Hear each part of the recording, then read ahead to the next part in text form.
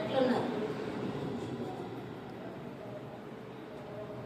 అందరికీ వందనాలు. ఒకసారి గత వారము మనం విన్నటువంటి వాక్యంగా రాజైన హీరాము గారు రాజైన సొలొమోనుకి దేవుని మందిరం కట్టుటలో సహాయం చేసినటువంటి వ్యక్తిగా కనపడ్డారు.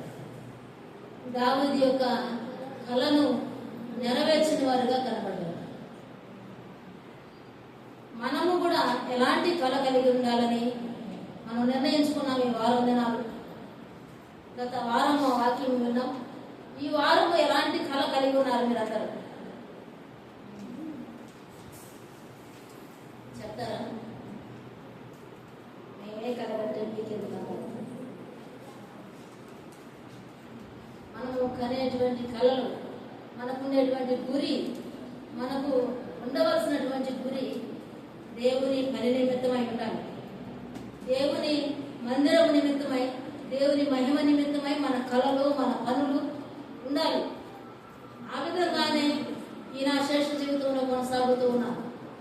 ఎన్ని సమస్యలు ఎదురైనను, ఎన్ని ఆటంకాలు ఎదురైనను, ఎన్ని పరీక్షలు ఎదురైనను, ఎంత అనారోగ్యమైనను, ఏది ఏమైనా కూడా అలాంటి గురితో దేవుని పని నిమిత్తమై, దేవుని పని దేవుని రాకడ వరకు జరగాలి. మీ అందరూ బలంగా నిలబడాలి. ఒకవేళ దేవుని రాకడ ఆలస్యమైన పోకడ త్వరగా వెళితే మీరు నిలబడాలని నా ఆశ. దేవుని రాకడ ఇప్పుడే వస్తే చాలా మంచిది. అది దేవుని ఇష్టం, మనం చెప్పేది కాదు. మన కళ, మన గురి దేవుని పని విషయమై ఉండాలి. మన ఆసక్తి. దావీదు చనిపోయాక హీరాము సొలొమోనును విడిచిపెట్టలేదు.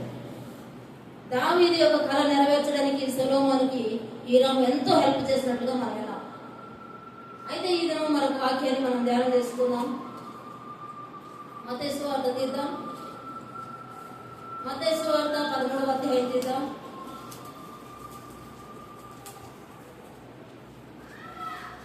సంఘము అంటే మందిరము అని అర్థం కాదు. మందిరము అంటే మందిరమే. సంఘము అంటే మనం అందరమే. సంఘము అంటే ఇద్దరు ముగ్గురు ఎక్కడ కూడి ఉంటారో అక్కడ దేవుడు ఉంటారన్నాడు. సంఘము అంటే దేవుని పిల్లలు. సంఘము అంటే గొప్ప సభ ఉన్నదే సంఘం అని అర్థం కాదు. సంఘము అంటే కొద్ది మంది కూడిన అది సంఘమే అని అర్థం. కొంచెం మంది మేము ఉన్నాము, మేమెట్లా సంఘం అవుతామని అనుకోము. ఇద్దరు ముగ్గురున్న స్థలంలో ఆయన ఉంటాడు. మనల్ని సంఘముగా ఆయన ఏర్పాటు చేశాడు. అయితే మనలను దేవుడు విలువైన వారిలో ఏర్పాటు చేశాడు. మత్తయి సువార్త 13వ అధ్యాయంలో 45-46 వచనాలు చదువుదాం. మరియు పరలోక రాజ్యము మంచి ముత్యములను కొనవెదుకుచున్న వర్తకుని పోలి ఉన్నది. అతడు అమూల్యమైన ఒక ముత్యమును కనుగొని పోయి తనకు కలిగినదంతయు అమ్మి దాని కొనును. పరలోక రాజ్యపు ఉపమానం ఇక్కడ మనకు కనబడతా ఉంది. గతంలో పరలోక రాజ్యపు ఉపమానాలు, 2 ఉపమానాలు మనం విన్నాం. నాకుందా? పరలోక ఉపమానాలు, రాజ్యపు ఉపమానాలు 2 విన్నాం. సంపూర్ణ రాత్రి ప్రార్థనలో దేవుడిచ్చిన తలాంతులను గురించి మనం విన్నాం. దేవుడు మనకు ఒక్కొక్క తలాంతునిచ్చి ఆయన వెళ్ళిపోయాడు. ఆయన వచ్చేసరికి మనము ఆ తలాంతులను సంపాదించి వాడి ఉపయోగించి దేవుని కొరకై రెట్టింపు చేసి పెడతా ఉన్నామా? లేకపోతే ఒక తలంతు ఇచ్చినటువంటి వ్యక్తి దాచిపెట్టినట్లుగా దేవుడు ఇచ్చినప్పుడు దానిని దాచిపెట్టి మనం కూడా సోమరులుగా, బద్ధకస్తులుగా, సంపాదన లేని వారంగా, ఆత్మీయ సంపాదన లేని వారంగా, ఆత్మల రక్షణ సంపాదన లేని వారంగా మనం ఉంటూ ఉన్నామా అని ఒక తలంతు, ఒక ఉపమానం గురించి మనం విన్నాం. రెండవది ద్రాక్ష తోట గురించినటువంటి పరలోకపు రాజ్యపు ఉపమానము మనం విన్నాం. యజమానుడు మనకు జీతం ఇవ్వడానికి వస్తా ఉన్నాడు. మనం చేస్తున్న పనికి జీతం ఇవ్వడానికి వస్తా ఉన్నాడు. మనం ఎంత పని కలిగిన వారు, దేవుని పని ఎంత బద్ధకాన్ని చూపిస్తా ఉన్నావు, ఎంత సోమర్తనాన్ని చూపిస్తా ఉన్నావు, ఎంత నిర్లక్ష్యాన్ని భయమైన విషయం చూపిస్తున్నామని ద్రాక్ష తోటను గురించినటువంటి వర్తమానాన్ని మనం విన్నట్లుగా నాకు గుర్తుంది. మీకు గుర్తుందో లేదో? అయితే ఇప్పుడు ముత్యమును గురించినటువంటి ఉపమానం విన్నాం. ఈ ముత్యము పరలోక రాజ్యము మంచి ముత్యములను వెదుకుచున్న వర్తకుని పోలి ఉందంట. మంచి ముత్యములను కొనడానికి వెతుకుచు ఉన్నాడు దేవుడు. మంచి ముత్యాలు అంటే తెలుసా? అసలు తెలుసా? ముత్యాలు అంటే తెల్లగా ఉంటాయి, గుండ్రంగా ఉంటాయి కదా. మేము చిన్న పిల్లలప్పుడు విషయానంద వయసు ఉండేదేమో చాలా మంది ముత్యాలు కొనేసుకున్నాము. 500 అప్పుడు రోజుల్లో 30 సంవత్సరాల క్రితం అదొక విచిత్రంగా కొనేసుకునేటువంటి వారు. 500 పెట్టి ఆ రోజుల్లో ముత్యాలను కొనేసుకున్నారు. మరి దాంట్లో ఏముందంటే దాంట్లో అంత విలువ ఉన్నది. ఆ ముత్యాలను కొనడానికి దేవుడు ఎదురు చూస్తూ ఉన్నాడు. ఆయన వెదకొచ్చు ఉన్నాడు. ముత్యాలుగా మార్చడానికి మనల్ని ఆయన వెదకొచ్చు ఉన్నాడు. ముత్యాలు ఎక్కడ తయారవుతాయంటే ఒక సముద్రపు గవ్వ లాంటిది ఒకటి ఉంటుంది, ఆల్చిప్ప అంటారు కదా. అది దాని ఆకారము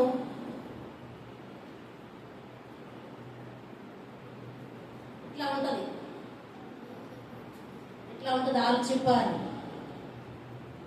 అది ఆ గవ్వ అట్లా తెరుచుకొని ఉన్నప్పుడు దానిలోనికి ఇసుక రేణువు వెళ్తాయి. ఇసుక రేణువు వెళ్ళినప్పుడు ఆ ఆల్చిప్పలు ఎక్కడ ఉంటాయి అంటే సముద్రపు అడుగు భాగంలో ఉంటాయి. సముద్రపు అడుగు భాగంలో ఆ ఆల్చిప్పలు ఉంటాయి. ఆ సముద్రపు అడుగు భాగంలో ఉన్నటువంటి ఇసుక రేణువు ఒకటి మాత్రమే దాంట్లోనికి వెళుతుంది. వెళ్ళినప్పుడు అది దానిని భరించుకోలేక క్లోజ్ అయిపోద్ది. ఇంకా ఇట్లా ఓపెన్ గా ఉన్నటువంటి ఆల్చిప్ప క్లోజ్ అయిపోయినప్పుడు దాని ఆల్చిప్పని ఎవరైనా చూసారా? ఒడ్డుకొచ్చిన తర్వాత అయినా బాధపడిన తర్వాత అయినా దాన్ని పగలు కొట్టి దొరుకుతాయి సముద్రపు ఒడ్డున.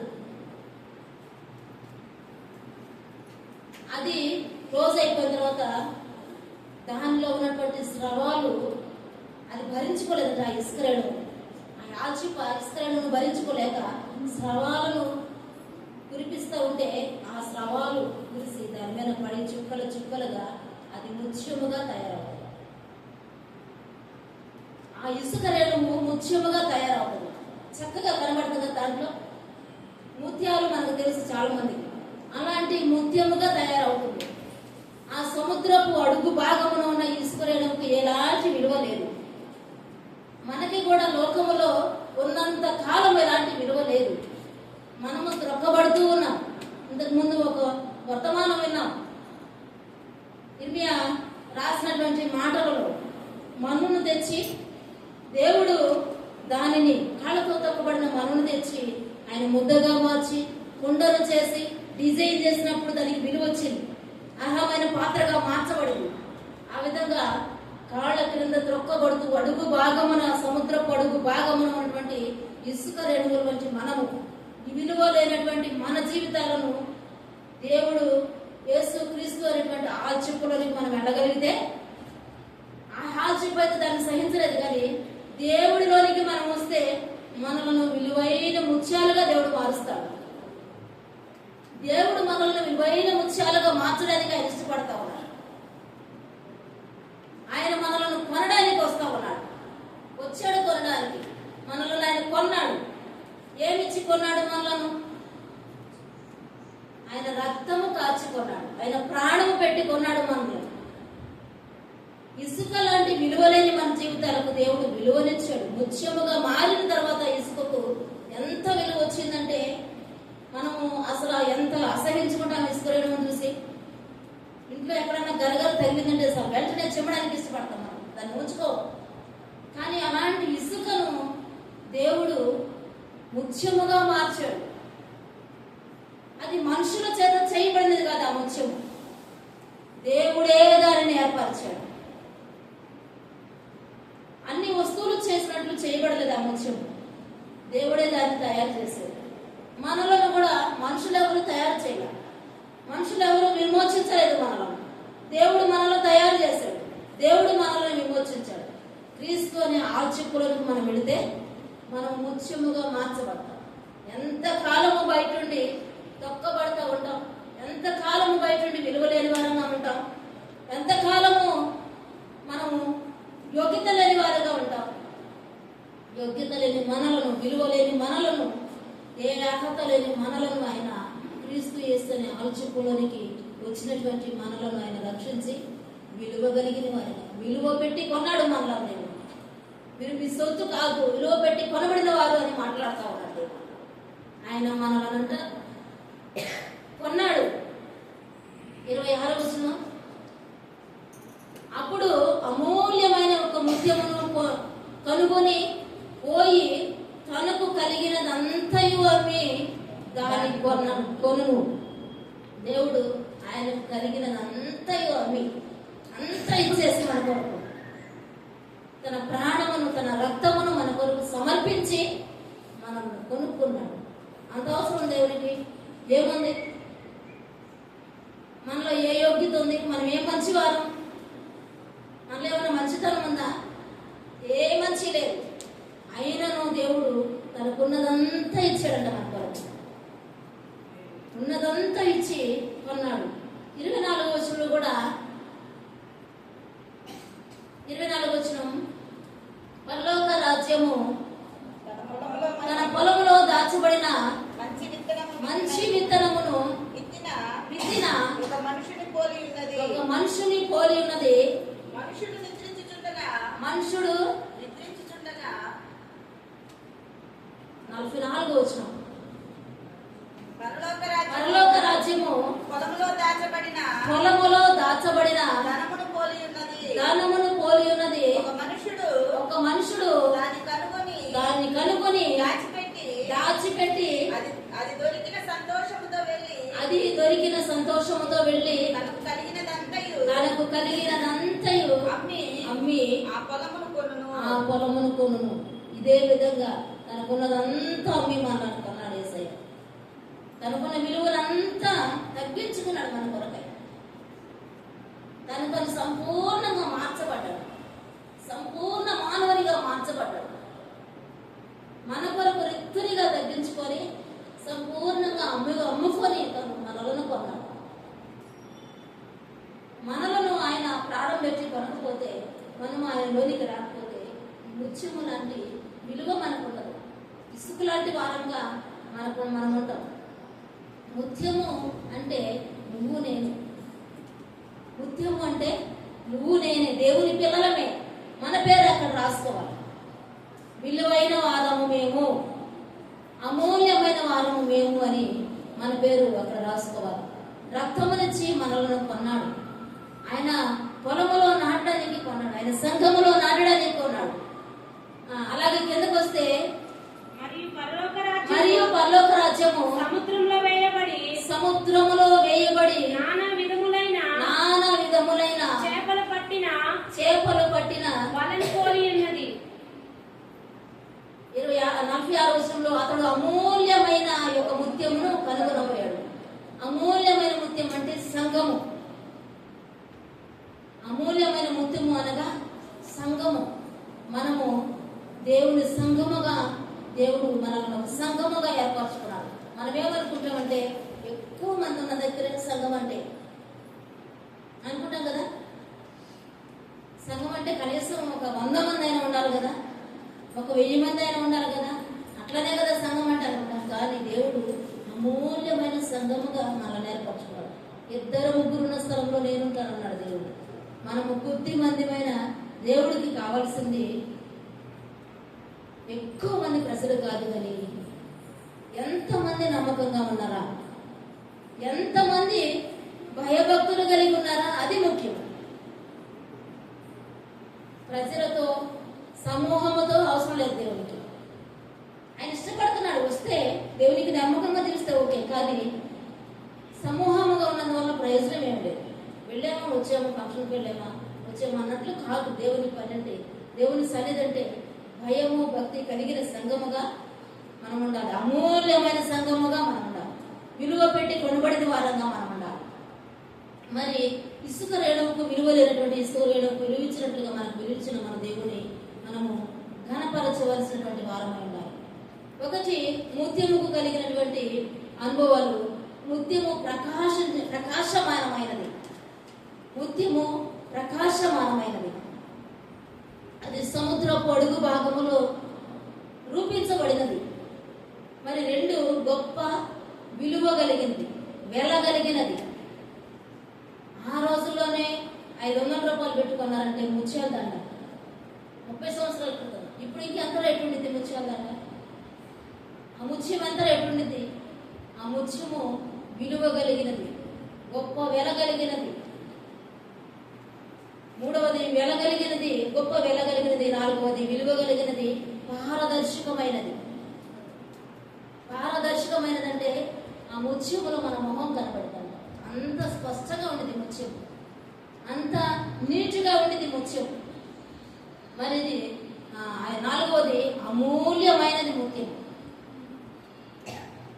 అమూల్యమైనది, మనుషులు తయారు చేసినటువంటిది కాదు. ఐదవది ముత్యము, దాని ప్రక్రియ దేవుడే సిద్ధపరిచాడు. దాని ప్రక్రియ దేవుడే సిద్ధపరిచాడు. జీవ ప్రక్రియ విధానంలో అది ఏర్పడింది. ప్రతిరోజు ఆ యొక్క స్రవము దాని మీద పడడం, ఆ డ్రాపులు, అది ముత్యముగా ఏర్పడడం, జీవ ప్రక్రియ ద్వారా ఏర్పడిన ముత్యం. మరి ఒకటి స్రవించుట, ఆ డ్రాపు స్రవిస్తూ ఉంది. రెండవది చేర్చబడతా ఉంది. మొదట పడిన డ్రాపు, మరలా పడిన డ్రాపు, మరలా పడిన డ్రాపు, ఆ విధంగా చేర్చబడతా ఉంది. మూడవది ఐక్యపరచబడతా ఉంది. ఐక్యపరచబడ్డాయి. ఈ పడిన ప్రతి స్రావము, ప్రతి డ్రాపు ఐక్యపరచబడినది కనుక విలువైన ముత్యముగా ఏర్పరచబడింది. అది ఐక్యపరచబడకుండా ఒక డ్రాప్ ఒక స్థలంలో, ఇంకొక డ్రాప్ ఇంకొక స్థలంలో పడితే ముత్యము ఏర్పడదు. ఐక్యపరచబడిన ముత్యం, ఆ యొక్క స్రవమంతయు ఐక్యపరచబడింది కనుకనే విలువైన ముత్యముగా ఏర్పడింది. మరి ప్రకటన గ్రంథము 15వ అధ్యాయం 2వ వచనములో దేవుని సన్నిధిలో ఒక సముద్రము మనకు కనబడతా ఉంది. స్ఫటికము వంటి సముద్రము కనబడతా ఉంది. 15వ అధ్యాయం ప్రకటన గ్రంథము 2వ వచనంలో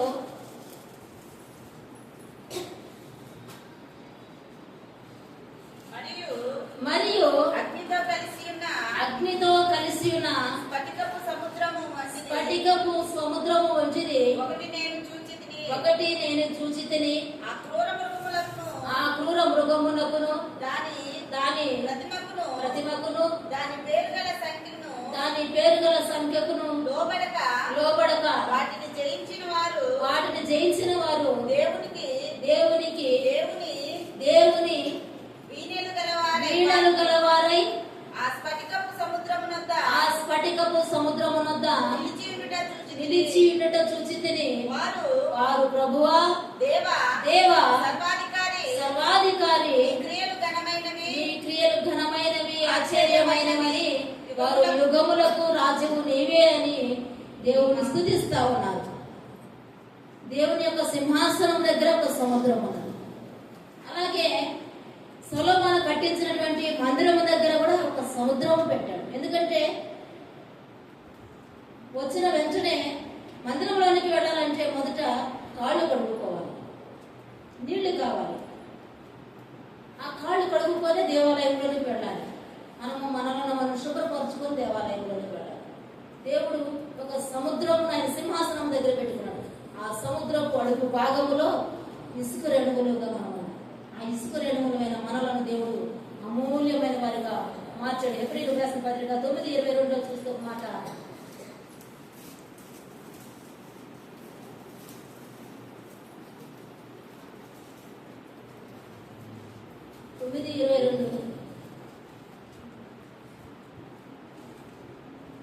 మరియు ధర్మశాస్త్ర ప్రకారము సమస్త వస్తువులను రక్తము చేత శుద్ధి చేయబడుననియు రక్తము చిందింపకుండా పాప క్షమాపణ కలగదనియు సామాన్యంగా చెప్పవచ్చు. ప్రతి ఒక్కరిదే మాట చెప్తా ఉన్నారు. పాపాలు క్షమించబడాలంటే రక్తం చిందించాలి, ఆ రక్తం పరిశుద్ధుడిదై ఉండాలి అని చెప్తా ఉన్నారు. కానీ ఆ పరిశుద్ధుడు ఎవరు చిందించాలి అనేది మాత్రం చెప్పట్లేదు, ఎవరు చిందించట్లేదు కూడా. కానీ దేవుని వాక్యంలో మన రక్షకుడైనటువంటి యేసుక్రీస్తు ప్రభువారు ఒక్కరే ఆ రక్తమును చిందించినటువంటి ఆయనగా కనబడతారు. మనల్ని విమోచించినటువంటి దేవుడిగా కనబడతా ఉన్నాడు. మనము దేవుని సన్నిధిలో విమోచించబడిన వారు. ఎఫెసీయులకు రాసిన పత్రిక దేవుడు మనలను ఎలాగ చేశాడంటే మొదట విమోచించాడు ఆయన. ఎఫెసీయులకు రాసిన పత్రిక 5వ అధ్యాయం తీద్దాం, 5:25. పురుషులారా మీరును మీ భార్యలను ప్రేమించుడి, అటువలే క్రీస్తు కూడా సంఘమును ప్రేమించి అది కళంకమైనను ముడతాయినను అట్టిది మరి ఏదైనను లేక పరిశుద్ధమైనది గాను నిర్దోషమైనది గాను మహిమగల సంఘము గాను ఆయన తన ఎదుట దానిని నిలువబెట్టుకొనవలెనని వాక్యముతో ఉదక స్నానము చేత దానిని పవిత్రపరచి పరిశుద్ధపరచుటకై దాని కొరకు తనను తాను అప్పగించుకున్నాడు. మన కొరకు ఆయన అప్పగించుకొని మనలను విమోచించాడు. లోకం అనే సముద్రంలో నుండి మనకు విమోచన కలిగింది. ఈ సముద్రంలో ఎన్నో రకాలు ఉన్నాయి కదా ఈ లోకములో, వాటన్నిటి నుండి దేవుడు మనల్ని విమోచించాడు. మనలనంట వాక్యం అనే ఉదక స్నానము చేత ఆయన మనలను పవిత్రపరచుచున్నాడు. పరిశుద్ధపరచుటకై ఆయన తనను తాను మన కొరకు తగ్గించుకొని అర్పించుకున్నాడు, అప్పగించుకున్నాడు, మనల్ని విమోచించాడు. అలాగే రెండవది ఆయన శుద్ధీకరించాడు, మనల్ని విమోచించాడని ఇప్పుడు మనము కీర్తనల ధ్యానంలో విన్నాం. 133వ కీర్తనలో తీయదు సంపూర్ణంగా విమోచించాడంట మనల్ని. ఎలాగ విమోచించాడు? సంపూర్ణంగా విమోచించాడు. మనం మళ్ళా వెళ్ళి దానిలో కళంకం అంటించుకోవడానికి, బురద అంటించుకోవడానికి వెళ్తా ఉంటాం. కానీ దేవుడు మనల్ని సంపూర్ణంగా విమోచించాడు. ఆ విమోచన కింద మనం ఉండాలి. మరి రెండవది శుద్ధీకరణ. దేవుడు హెబ్రీయులకు రాసిన పత్రిక 9వ అధ్యాయము శుద్ధీకరించాడు దేవుడు మనల్ని. 9:14 నిత్యుడగు ఆత్మ ద్వారా తాను దేవునికి నిర్దోషినిగా అర్పించుకొని క్రీస్తు యొక్క రక్తము నిర్జీవ క్రియలను విడిచి జీవము గల దేవుని సేవించుటకు మీ మనస్సాక్షిని ఎంతో ఎక్కువ శుద్ధి చేయును. మరి ఎక్కువగా శుద్ధి చేయు. మన మనస్సాక్షిని శుద్ధి చేశాడు దేవుడు. ఎంతో ఎక్కువగా మన మనస్సాక్షి శుద్ధి చేశాడు. మొదటిది విమోచించాడు దేవుడు మనలను, అలాగనే శుద్ధి చేశాడు. దేవుడు మనల్ని శుద్ధి చేస్తాడు, శుద్ధి చేసి ఉన్నాడు. కానీ మనం ఆ శుద్ధిలో, ఆ పరిశుద్ధతలో నిలబడి ఉండాలి. ఆ విలువైనటువంటి దేవుడిచ్చిన ఆ విలువైన జీవితాన్ని మనం కాపాడుకోవాలి. అమూల్యమైన జీవితాన్ని మనం కాపాడుకోవాలి. మన విలువను పోగొట్టుకోకూడదు. మన శుద్ధికి దేవుడు మనల్ని శుద్ధిగా చేశాడు, విమోచించాడు. మనము మరలా వెళ్ళి అపరిశుద్ధతలోకి మనం వెళ్ళకూడదు. పరిశుద్ధపరిచాడు దేవుడు మనల్ని. పరిశుద్ధపరచబడిన మనము పరిశుద్ధంగానే ఉండాలి. అపరిశుద్ధంగా మార్చబడడానికి వీల్లేదు. విమోచించబడిన మనము విమోచన పొందిన వారంగా ఉండాలి, కానీ మరలా బానిసత్వం కిందకు అడ్డపడుతున్నాం. సంపూర్ణంగా దేవుడు మనల్ని విమోచించాడు. మనమేమో మరలా ఏదో ఒక దానికి బానిసలు అయిపోతాం.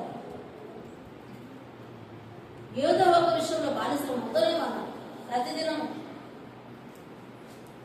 ఏ విషయంలో బానిసలం అవుతున్నామో ఆలోచన చేసుకోవాలి. విమోచించబడిన మనము విమోచన క్రిందనే మనం ఉండాలి. విలువ కలిగిన వారంగానే ఉండాలి. విడుదల పొందిన వారంగానే మనం ఉండాలి. కానీ మరలా బానిసలంగా వెళ్ళకూడదు. మనం శుద్ధులుగా మార్చబడ్డాం. శుద్ధీకరించాడు దేవుడు మనలను. మరలా మలినం మనం కాకూడదు. మరి అలాగే పరిచర్య కొరకు మనల్ని అర్హమైన పాత్రలుగా ఏర్పరచుకోవాలి. 4వది, పరిచర్య కొరకు అర్హమైన పాత్రలుగా ఏర్పరచుకోవాలి. అపోస్తలుల కార్యము 2వ అధ్యాయము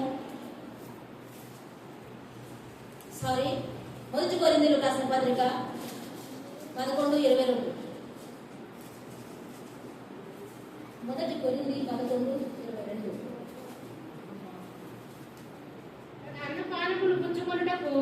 అన్నపానములు పుచ్చుకొనుటకు మీకు ఇల్లు లేవా? దేవుని సంఘమును 1 కొరింథీయులకు రాసిన పత్రిక 11:27. కాబట్టి ఎవడు అయోగ్యముగా ప్రభు యొక్క రొట్టెను తినును లేక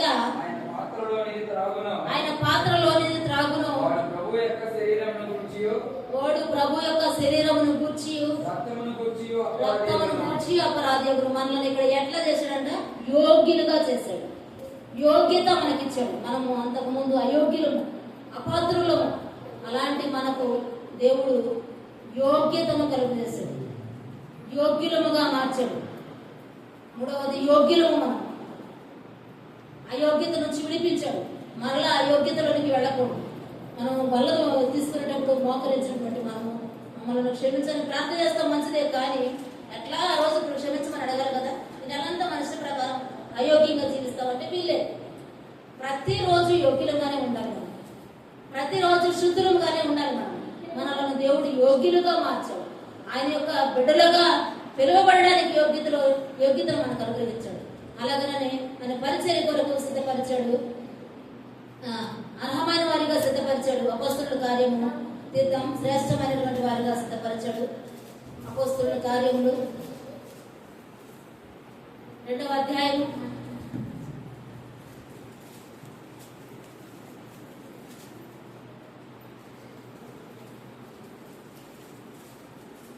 4 పొరలు ఉంటాయని విన్నాం కదా. ఆ గవ్వలో పొరలు ఉంటాయి. మనము అవి పట్టుకుంటే ఇట్లా నలిగిపోతాయి. నలిపితే రాత ఉండేవి, స్మూత్గా ఉంటాయి. కానీ ఇక్కడ 4 పొరలు మనం చూద్దాం. అపోస్తలుల కార్యం 2వ అధ్యాయం తీసారా? 2వ అధ్యాయం 42 వచ్చింది. మీరు అపోస్తలుల బోధ యందును సహవాసమందును రొట్టె విరుచుట యందును ప్రార్థన చేయుట యందును ఎడతెగక విన్నారట. ఇక్కడ మొదట ఏర్పడిన సంఘం ఇది. ఇక్కడ దేవుడు సంఘాన్ని ఏర్పరిచాడు. 4 పొరలు కనబడతావు ఇక్కడ. ఆ ఆశ్చర్యపోకున్నటువంటి పొరలు, అవి పొరలుగా ఉంటుంది కదా, అలాంటి పొరలు 4 కనబడతా ఉన్నాయి. ఏమేం పొరలు ఉన్నాయి ఇక్కడ? బోధ యందు ఉండాలి మనం. బోధ యందు ఉంటున్నామా? బోధ యందు. బోధ అంటే ఏంటి? దేవుని వాక్యం వినడం, దేవుని సన్నిధిలో ఉండడం. వింటున్నామా దేవుని వాక్యాన్ని? దేవుని వాక్యం ఆదివారం ఒక్కరోజు, ఆ రోజు కూడా వినడానికి మాకు తీరిక లేదు. ఇంతసేపు ఎందుకు చెప్పారు అంటాం. నిజమేనా? అపోస్తలుల బోధ యందు మనం నిలకడగా ఉండాలి. దేవుని వాక్యములో నిలకడగా ఉండాలి. మనము దేవుని వాక్యాన్ని ప్రేమించే వారముగా ఉండాలి. అలాగే మరొకటి సహవాసం అందు ఉండాలి. సహవాసం అందు ఉంటా ఉన్నామా? సహవాసం అందు నిలబడుతున్నాము. మనము వస్తున్నాము సహవాసానికి. వస్తున్నాం, రావట్లేదా? చెప్పండి. సహవాసం అంటే ఏ సహవాసం కావాలి? ఇక్కడ అపోస్తలుడు అయినటువంటి పౌలు గారు ఏ సహవాసం గురించి మాట్లాడుతూ ఉన్నాడు?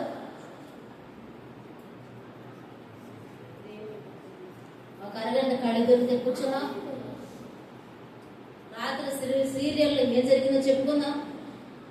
ఈ రాత్రికి ఏమొచ్చిందో చెప్పుకుందాం. సస్పెన్స్ లో ఉంది సహవాసం. కొత్తగా ఒక చీరలు వచ్చినాయంట. 10,000 2,000 ఇస్తారంట, 3,100 రూపాయలకి ఇస్తారంట. మన సహవాసం. ఆఫర్ వచ్చిందంట, డ్రెస్ 100 రూపాయలు అంట. లేకపోతే అలా ఇట్లా వీళ్ళిట్లా. అస్సలు మంచోడే కాదు వాళ్ళు, అస్సలు వాళ్ళు మంచోడే కాదు. ఇది కదా మన సహవాసం. ఏ సహవాసంలో ఉన్న మన అపోస్తలుడైన పౌలు గారు చెప్తున్నారంటే, సంఘములో దేవుని పిల్లల సహవాసం కలిగి ఉండమాట. మనకి కావాల్సింది దేవుని వాక్యము కావాలి, దేవుని బిడ్డల సహవాసము, దేవుని మందిరము సహవాసము, సంఘపు సహవాసం మనకు కావాలి.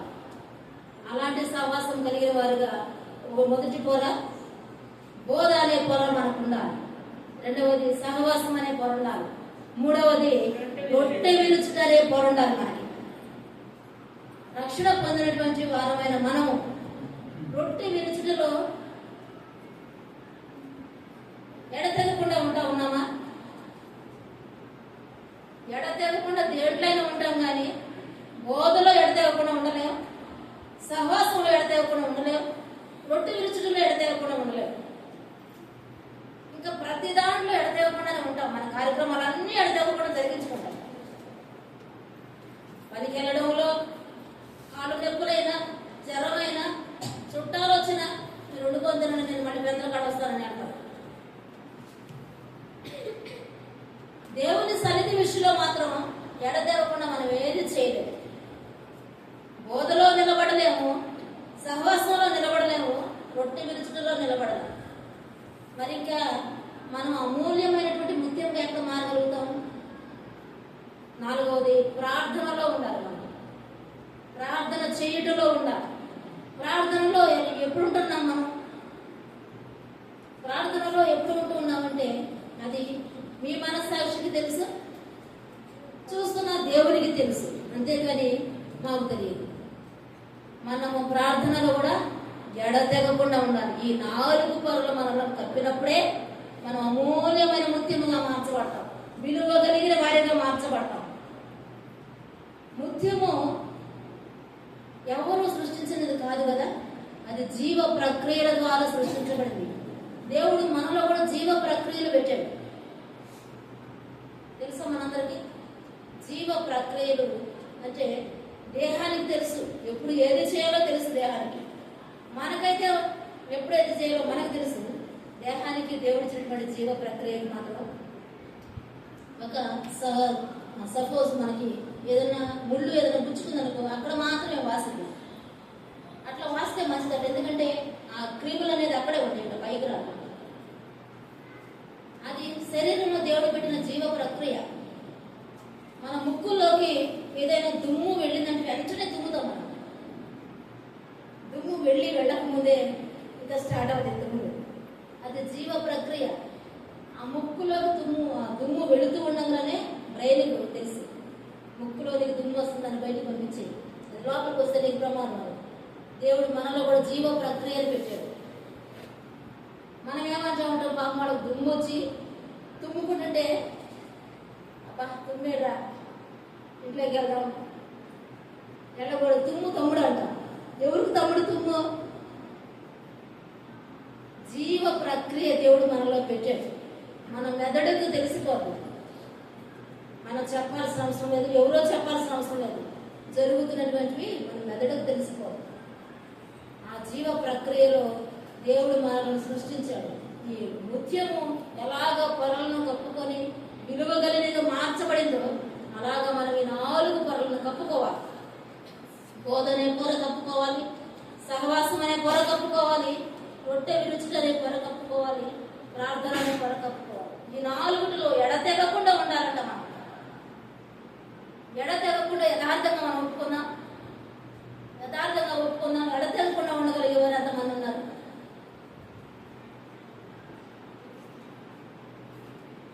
రేపు ఆరాధన, ఆదివారం, ఈ రాత్రి ఒక ఉపవాస ప్రార్థన, సంపూర్ణ రాత్రి ఉపవాస ప్రార్థన అంటే ఎంతమంది వస్తూ ఉన్నారు? ఎడతెగకుండా ఉండేవారు ఇళ్ళ దగ్గర పడుకోగలుగుతారా? ఈరోజు శుక్రవారం ఉపవాస ప్రార్థన ఉంది మందిరం అంటే గృహాలు దర్శించాలి, గృహాల దగ్గర ప్రార్థన పెట్టాలంటే ప్రార్థనకు ఎడతెగకుండా ఉండేవారైతే అలాగా ప్రవర్తించగలుగుతాము మనం? ప్రార్థనలో ఎడతెగకుండా ఉండేవారు అయితే ఎక్కడ ప్రార్థన ఉంటుందో నేను వెళ్ళాలి అని ఆశ కలిగే వారు ఉంటారు. ఈ 4 పరులు మనలను కప్పాలి, అప్పుడు మనకి కవచముగా మార్చబడింది. మరి 1 కొరింథీయులకు రాసిన పత్రిక 6వ అధ్యాయం 20వ వచనంలోకి మాట చూద్దాము. 6వ అధ్యాయం 20వ వచనం.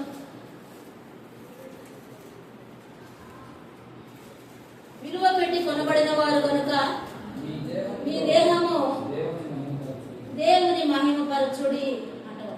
మన దేహంతో దేవుని మహిమపరచాలి, దేవుని మహిమపరచాలి అంతే.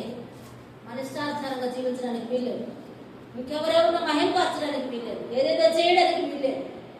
మన దేహము దేవుని సొత్తు, దేవుడు మనకు అనుగ్రహించాడు.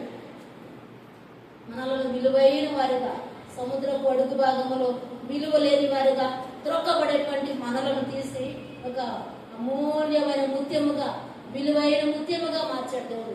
మనలను విమోచించాడు దేవుడు, మనలను పరిశుద్ధపరిచాడు దేవుడు, మనల్ని యోగ్యులుగా మార్చాడు, మనల్ని శుద్ధులుగా మార్చాడు.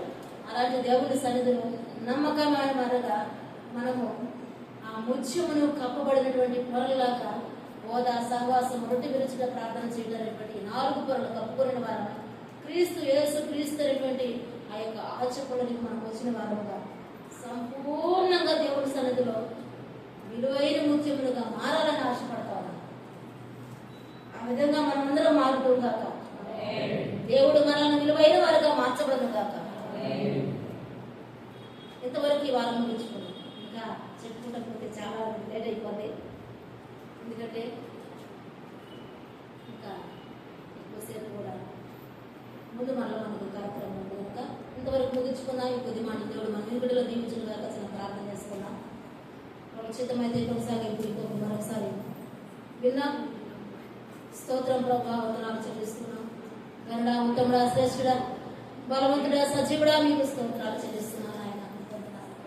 మా ప్రభా, మా తండ్రి, విలువలేని మా జీవితాలకు తండ్రి అయ్యా, లోకమనే సముద్రములో అడుగు భాగమున ఎన్నిక లేని మేము, బలహీనమైన మేము తండ్రి అయ్యా తండ్రి ప్రభా ఉండగా మమ్మల్ని మీరు ప్రేమించిన దేవా మీకు స్తోత్రము చెల్లిస్తున్నాం.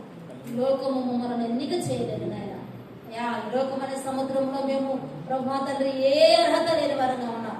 ఆయనను మీరు మమ్మల్ని ప్రేమించి తండ్రి క్రీస్తు యేసు అనేటువంటి ఆల్చిపులని మమ్మల్ని తీసుకొని ముత్యముగా మార్చిన దేవా స్తోత్రాలు, అమూల్యమైన వారిగా మార్చిన తండ్రి స్తోత్రాలు, విలువైన వారిగా మార్చిన దేవా స్తోత్రాలు, విలువ పెట్టి మమ్మల్ని కొన్న తండ్రి మీకు స్తోత్రము చెల్లిస్తున్నాం. ప్రభా వందనాలు ప్రభా, సన్నిధిలో మీరెక్కల నీడలో తండ్రి ప్రభా ఈ విలువైన జీవితాన్ని మీరు అక్కడ వరకు కాపాడుకునే కృపను ధన్యతను మీరు మా అందరికి దయచేయండి. మీరు వాక్యము ప్రభా ప్రతి బిడ్డ హృదయాలలో ముద్ర వేయండి తండ్రి స్తోత్రాలు, మీరు ఆశీర్వదించండి. మా ప్రభా నెమరు వేసుకుంటూ జీవించే కృపను దయచేయమని మహిమ పొందమని ప్రార్థిస్తున్నాం. మీకే మహిమ గంట ప్రభావం చెల్లించుకుంటూ యేసుక్రీస్తు వారి అతి శ్రేష్టమైన నామములో ప్రార్థించి స్తుతించండి. ఆమేన్.